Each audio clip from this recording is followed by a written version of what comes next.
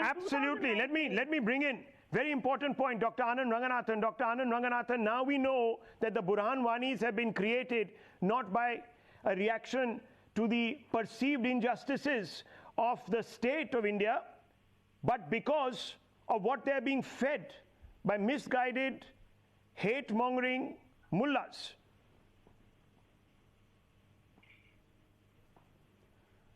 Good evening, Rahul. I'm afraid I would have to disagree. There is nothing called radicalization or radical Islam. If a doctor reads, imbibes, memorizes, practices, preaches, extols a definitive and iconic book of medicine, like for example the Gray's Anatomy, would you call him a radical doctor?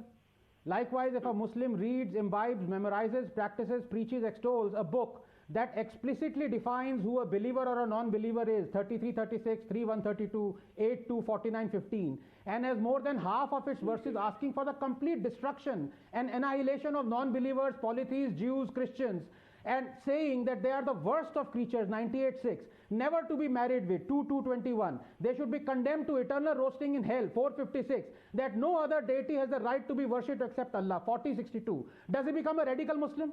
Are 1.8 billion Muslims radical? Because all of them, by the very definition of being Muslim as given by Allah, have to believe that these commandments by Allah are true and inviolable. This is why I say Islamophobia is the rational fear of discussing Islam in its entirety among Muslims, which is the axiom, snare the fundamentalists but spare the fundamentals. It is the so-called moderate Muslims who are Islamophobic. That is that they fear Islam. They fear to bring out the commandments of their holy book in its entirety on Jews, Christians, polytheists, homosexuality, apostasy, heresy, dress code, wife beating, blasphemy, because they fear being called illiberal and hypocrites. So they end up condemning and branding as radicals the Muslims who are faithfully following the fundamentals.